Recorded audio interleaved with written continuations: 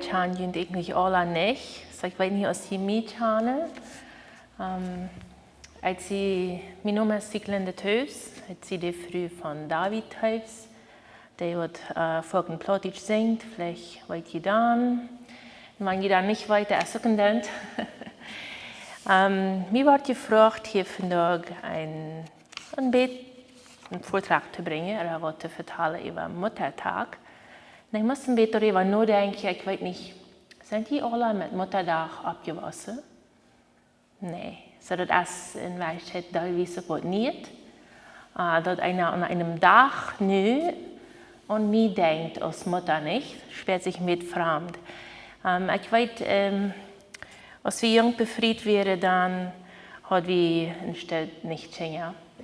Und dann, als die Gemeinde dann Muttertagsprogramm hat, dann dachte ich so, ach, was soll ich da, ich gehe hier doch nicht hin. Ich bin noch nicht eine Mama, so ich wollte auch nicht unbedingt hin. Und nachher, als dann die Kinder kommen, dann dachte ich auch, ach, was soll ich da, da wurde die Mutter so sehr gelobt, mir fällt sich immer so, ich kann gar nicht wirklich.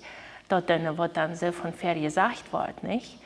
Dort einer mischt sich, aber einer fällt sich dann vor und so, ich war nicht ganz hingekriegt. Wenn der Tag zu eng ist und einer dann seinen Stuhl setzt, so wissen und überlegt, wie wird der Tag, dann habe ich so gedacht, na, Mittag wie meine Stimme ein bisschen laut geworden und als ich dann nach der Nachbarschaft ging, dann frug die Nachbarschaft so sehr fein, na, wie wird es bei uns vandaag Mittag? Dann dachte ich so, der haft mir mal hier, das ist nicht so sehr fein. So, wenn ich dann am Muttertag dann bin, dann fühle ich mich eher schuldig als Geld. Und ich glaube, mit Schuldgefühlen, mit diesen Gefühlen, dass einer das nicht gerade hingekriegt hat, mit der wir, glaube ich, alle irgendwann an. Die sind dort die Beine. Und ich glaube, dort ist ein Bett, wo wir am Muttertag manchmal so viele, naja, ich weiß nicht, nee, ist das wirklich ein Tag für mich oder nicht? Muttertag wird mal angefangen am Ende vom 19. Jahrhundert, also das ist ein sehr starkes Träg. Und das Ziel war, dass Mamas für den Tipp kommen, ein bisschen hier, wenn hier Tipp kommen. Die würden Tipp kommen, sich jenseitig in der Städte, es wären schwere Zeiten. Viele Männer werden im Kirche getragen, die sehen es, werden auch nicht tüß. Dann voll einzig früh ist das so, sie würden mal Tipp kommen, in dem Mutter können sich dann untereinander in der Städte. Dann schreien sie auch halb, die schreien manchmal Pakete, sie waren Babys geboren worden. Und es ging auch darum, dass die dann mal Tipp kommen würden in ihre Gesundheit lehren. Und gerade ging es auch darum, dass nicht so viele Babys sollen sterben, wenn man gerade geboren wäre, dass die Mamas dort lernen können, mit dem umzugehen. Dort war ein Teil davon, weil Muttertag überhaupt mal anfängt. Und sie sagt, wir gehen verschieden an Muttertag ran. Ich glaube, wir gehen so ran von unserer Erfahrung, was wir tüß mit unserer Mama gehört haben, oder mit der Erfahrung, was wir von Tag zu Tag haben. Und ich dachte über verschiedene Beispiele noch von einer Mutter.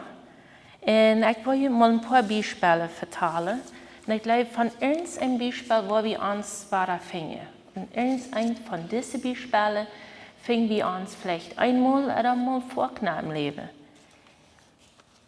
Sarah, wie eine Mutter, wie eine Frau, die nicht Kinder haben konnte. Und als Gott das Wunder geben will, dass sie ein Baby haben, dann lacht sie laut und sagt, nee, das geht ja nicht. Ich nicht ein Baby haben? No, das schafft nicht. Aber auch wenn sie Gott ausgelacht hat, Gott gab trotzdem dort, was sie die Beine geben will. Und man ist nicht erst allmählich mit Gott. Das ist die Lehre von der Geschichte. Hagar war auch eine Mutter. Und ich glaube nicht, dass sie in dem Moment sagen würde, ein Baby haben. Und sie war schwanger und das war aber nicht in ihrer Kontrolle. Sie fühlt nicht den Schutz vom Mann, vom Vater, von dem Kind. Im Gegenteil, ihre Anwesenheit, wenn man sagt, dass sie da war und dass sie ein Baby kriegen, das schien ein Problem zu sein in dem Haus, wo sie war. So, sie mussten weg. Sie mussten einen Weg von Haus, weg von all das, was bekannt war, und wieder auftreten. So, sie muckt sich mit einem Sehen auf dem Weg. Das ist eine Geschichte in der Bibel. Hagar war nämlich die Frau, die Abraham schwanger gemacht hat, als Abraham nicht mehr aufwarten konnte, dass er ein Baby haben. Wenn Sarah hat nicht Babys, dann dachte Abraham sich so, oder Sarah dachte sich so, das gibt bloß kein Baby, dann go und mach ein Baby durch. So, das war nicht in Hagar ihre Kontrolle. Die hat keinen Seier darüber. Sie muss dann weg von dort und muss sich in der Wüste irgendwo weiter. Aber Gott will dort und sagt, ich sei dir, du bist hier, du bist in einer Situation, die ist nicht in deiner Kontrolle, das hast du dir nicht gesagt, aber ich sei dir trotzdem. Und ich weiß nicht, was sie dort weiter, aber Gott redet zu Hagar mehr mal, als Gott zu Sarah geredet hat direkt. Wenn Gott sagt direkt zu Hagar, ich weiß, wo du bist, ich weiß, was dir fehlt, du hast dir das nicht gesagt, aber ich sei mit dir. Dort wird die Verheißung, das Versprechen, was Gott Hagar gab. Und sind Versprechen, wenn Gott das gibt, das ist dann für das ganze Leben, das ist nicht bloß für eine Situation. Und dann Rebekka. Rebekka war eine Frau, die durch eine wunderbare Liebesgeschichte einen Mann handelt. Und sie hat aber auch am Anfang nicht gesehen. Und dann stellt, kriegt sie dann Zwillinge, also die hatten Päutchen. Und sie mochte das eine von den Kindern lieber als das andere. Nach den Jahren brachte der andere Sohn, der Schwiegertochter im Haus nennen, die konnte sehr schlecht mit der Schwiegertochter umgehen. Ich weiß nicht, ob sie eine schlechte Schwimmer war, aber Rebekka hat ein bisschen eine schwere Zeit mit der Tochter, mit der Frühes, was er jungen Esau im Haus gebracht hat. Aber Rebekka wollte das Beste für ihren Jungen, für ihren Jakob, so versucht sie, das Beste für den Hand zu kriegen. Und sie war auch ungeduldig. Ich weiß nicht, ob sie ungeduldig sind. Mir spürt sich so, wenn es darum geht, dass Menschen das Geld geben soll, dann sind sie sehr ungeduldig. Dann würde ich wählen, dass ich alles planen für dich. Alle Stich, den ganzen Stich, alle Schritte, soll das Pflanzen können, dann wird es Menschen Geld geben. Ich glaube, mit dort hat Rebekka ein bisschen Trouble. So, sie will sagen, dass ihrem Sohn Jakob das Geld geben soll. So, ich weiß nicht, ob Sie die Geschichte kennen, aber Jakob lügt sein Futterpferd, damit er den Segen kriegen soll. Und dann, als das dann offenbar wird, und er so in ein Haus kommt, und dort alle Schäfern und die Dwerrand, dann muss Jakob von Haus flüchten und muss weg. Und Rebekka bleibt da. Jakob muss weg in ein anderes Land nehmen. Und ich weiß nicht, aber wie Volken, was Rebekka sich beschuldigt hat, dort, wo sie sich so klar ausgemalt hat, so war ich dort plane und dann, da war das mein Junge Geld können. Und für ihn hat das sie seine Haar, dass das ganz anders kam, als was sie sich gedacht hat. Sie muss sich damit auseinandersetzen, dass sie sich dort vielleicht verdammt hat. Und all die Dinge, was sie falsch gemacht hat. Aber einer weiß nicht, ob Rebekka das wirklich wisst, aber Lothar im Leben versöhnte sich Jakob mit seinem Bruder Esau. Sie konnten weiter spazieren. Aber ich weiß nicht, ob Rebekka das wird jemals eingeworden sein. Aber Jakob hat dann 12 Sehns und dort ist dann das Volk Israel, was wir von dort kennen. So, Rebekka wird Teil von einer Verheißung, von einem Versprechen. Nu haben wir über 3 Mamas geredet, die sind alle in der Bibel. Hannah, wenn sie wird Muttertag feiern, dann wird sie gesagt haben, dass wir ein sehr feiner Tag. Das wird der Tag, wo Versprechen zu Gott in Erfüllung ging und wo sie dann ein Sehen schrieb. Sie prahlt Gott, sie will auch einen Jungen haben, das ist die andere Arm. En God gaf haar een jong. En dit jong werd dan nachher een profeet, wie würde vielleicht sagen, een prediger. En die diende God zijn ganzes leven. Dat was Samuel. Zij versprach, Gott kon den Sinn terughaben, den zij geschreven wordt. Dat mag sehr schwer gewesen sein, aber zij hield Versprechen. En ik geloof, zij wordt, wanneer zij Mutterdag vieren wordt, denken, Gott heeft in mijn leven wat Großes gedaan. Aber ik moest ook een Opfer brengen, in den Sinn waar het teruggeven. Ik geloof, irgendwann komen we alle zu den tijd im leven, wo wir sagen, wir haben unseren Teil gedaan. Nu Gott, musst du das wieder tun. Wir haben unseren Teil gedaan als Mutter und wir geprüft, jeden Abend für das Gebet und Gott auch Verzeihung gefragt, das Rebecca, wann wir was falsch gedaan haben.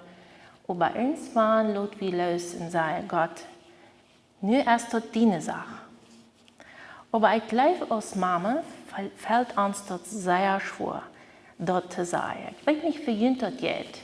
Mir geht das so. Ich habe ein bisschen ältere Kinder, die sind 20 und 18 und 15. Und mir fällt das schwer, Gott zu sagen, so, nicht du. Wenn es mir fällt sich so, mein Fleisch ist das. Mir fällt sich so, ich sehe die Mama, ich will weiter, was für mein Kind gilt ist. Ich weiß, ich schane mein Kind von ganz klein, was nu. Und dann zu Gott das Vertrauen zu geben und sagen, Gott, du kannst mein Kind auch. Aber warum tut Gott dann nicht dort, was ich denke, was gut für das Kind wird sein? Wenn Gott will, dass wir es Rebecca, oder vielleicht nicht es Rebecca sind, und all das Problem für sich zu lösen, sondern Gott will das Problem lösen für das Kind. Wir brauchen das nicht einmal tun. Rebecca will sehr jeden, dass ihrem Jungen gut tun wird, aber sie will das auch in Kontrolle halten, wie es sein wird. Und ich glaube, da leben wir darüber, weil wir das an Gott aufgeben. Maria wie eine Mutter. Die Mutter wird mit viel Gefühle umgehen. Sie musste mit umgehen, dass sie verlobt war und noch nicht befreit war. Sie musste mit umgehen, dass Gott ihr ausgesagt hat, ein Baby zu kriegen und dass das der Retter von der Welt sein wird, Jesus. Für uns von da ist es eine wunderbare Sache. Für uns von da können wir daran denken, dass sie das Kind in die Welt braucht, was für uns Hoffnung bringt und was uns nach Gott bringt. Wenn wir Jesus noch folgen, wenn er in uns Leben ist und wir mit ihm leben, bringt er uns nach Gott. Das ist ein Versprechen, was in der Bibel ist. Aber für ihn, das heute sein, was für ein großes Opfer das muss gewesen sein. Für sie, für ihn und auch für den Jungen.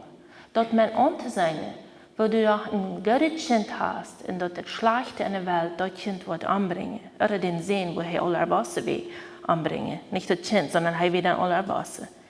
Dann an die Wort von der Offenbarung festzuhalten, an Gott festzuhalten, zu sagen, nee Gott, was immer du weißt, ist gut, nicht mein Wille, sondern dein Wille soll sein. Da ist Maria uns wirklich ein großes Beispiel. Aber wir wissen auch nicht, wie viel Trauer und wie viel Schmerz sie in ihrem Leben gehabt hat über das. Aber die Bibel sagt uns, dass sie all diese Sachen, was sie belebt, in ihrem Hort hält. Welche von diesen Mamas können wir sein? Können wir vielleicht von jedem eine von denen sein? Können wir vielleicht Sarah sein, dass wir nicht unbedingt bleiben, wenn Gott uns verzeiht? Können wir Hagar sein, wo wir dort wirklich hier wollen, dass Gott uns sieht. Und jeden Tag, wenn der Tag zu eng ist, und wir an all das sein, was liegen geblieben ist, wo ich erst all sehe, wo wir manchmal daran denken, was wir heute besser machen können, das Versprechen können wir Hagar sein und das Versprechen für uns brücken. Und Rebecca, manchmal sind wir Mamas, was jeden das Beste für das Kind ist. Und wir denken, wie weiter wir das machen. Aber soll wir vielleicht manchmal das Vertrauen und die Kontrolle loslassen in Gott, das evaluieren, besonders wenn die Kinder älter sind? Oder Hannah, wo wir Gott noch was fragen und am Versprechen, ich will Gott, hol wir uns Versprechen, wenn es an dem Versprechen hüllen, gehorsam sein, ist ein großer Segen. Oder sind wie Maria, wat am ganz wat auch Gott vasthouden kann, auch mit all die Umständen, was sie wahrscheinlich auch dacht, das verstehe ich nicht. Aber an Gottes Wort festzuhalten.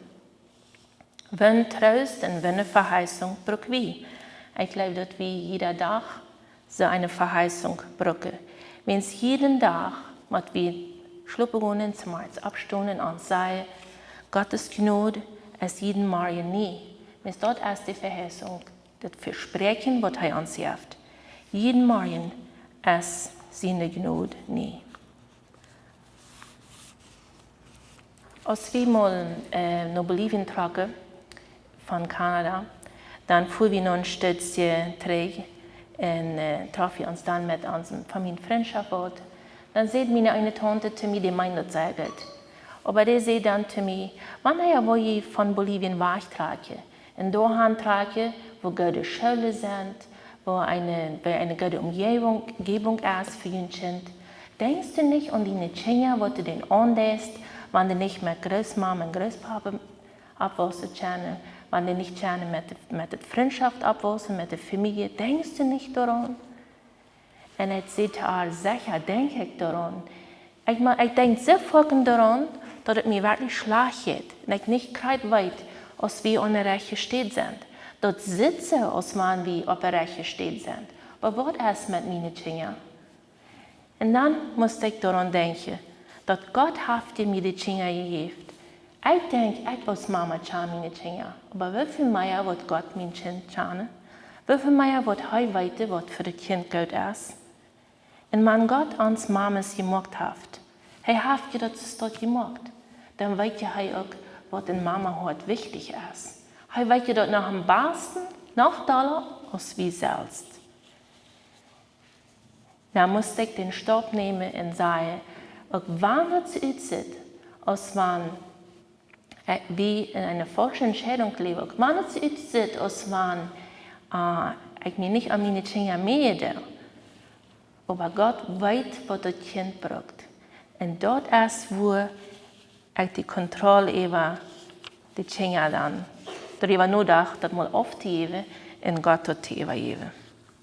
Und dort wünsche ich für jeden einen von uns, wenn ich diese Geschichte noch lesen will, die sind in 1. Mose, in 2. Mose, und dort von Maria ist im Neuen Testament, aber die sind alle in der Bibel noch zu lesen, sehr interessant. Und ich möchte aufschließen mit einem Aufschnitt aus Klagelieder 3 von 22. Und dort ist es, dem Herrn seine Liebe ist treuhärtig. Du ist kein Eng, von wo jens dich ist. So ist jeder Morgen von ihnen. Und dort ist großartig, wenn einer sich auf die verlassen kann. Weil wir beten. Herr Jesus, ich danke dir von ganzem Herzen, dass du in der Bibel und Gott in dein Wort Geschichte hast durchschreiben lassen von früher, die auch Mutter schwere, die Mama schwere, die Kinder hatten, aber die auch ganz besondere Erlebnisse mit dir hatten. Und dass wir können aus diesen Erlebnissen lernen, aus dieser Geschichte, was sie mit dir erlebte. Herr, ich bete einen besonderen Segen auf jede Mama und ich bete einen besonderen Segen auf jedes Kind. Und ich bete, Herr, dass wir als Mamas dort lernen können, dass du hast alles in Kontrolle, auch wenn es so scheint, als wenn es nicht so dort ist. Danke, Herr, für deine Liebe, für deine treuhärtige Liebe, die jeden zum Morgens nie ist. Amen.